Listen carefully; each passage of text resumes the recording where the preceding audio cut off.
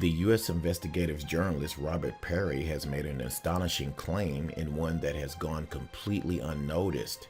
He is reporting that the Russian government has warned Erdogan that Russia is prepared to defend its Syrian strike force from Turkish invasion or attacks. Perry's exact words are as follows, quote, "A source close to Russian President Vladimir Putin told me that the Russians have warned Turkish President Recep Tayyip that Moscow is prepared to use tactical nuclear weapons if necessary to save their troops in the face of a Turkish-Saudi invasion.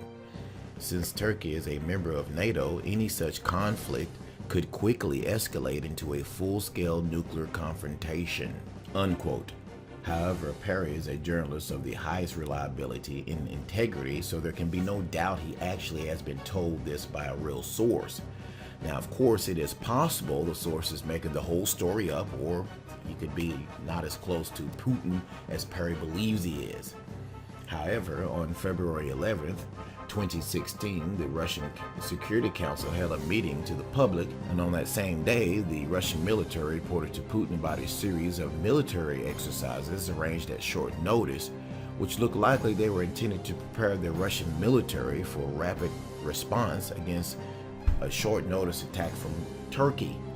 If a warning really was given, it might have been given either on that day or possibly on the day after, to coincide with the military exercises that were directed toward Turkey. The meeting of the Security Council would in that case have been convened to discuss and authorize it.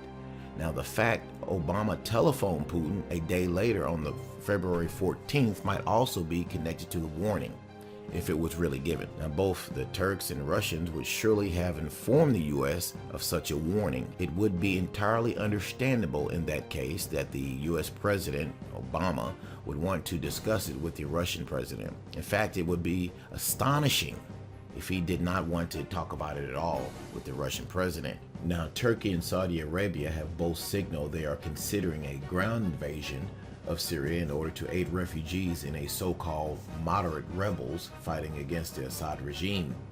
Last week, Turkish officials called for a safe zone to be established within Syria to allow refugees to flee Russia's advance, although the United States argued that such a corridor could not be set up without a no-fly zone. Now, Saudi Arabia is currently conducting the biggest war games the region has seen for a quarter of a century.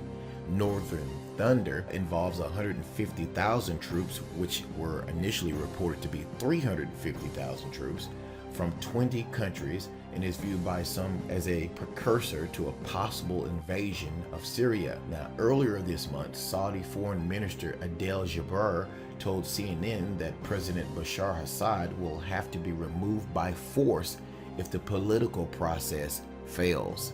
Now, as usual, the mainstream American media is not reporting one word about what's going on in the Middle East.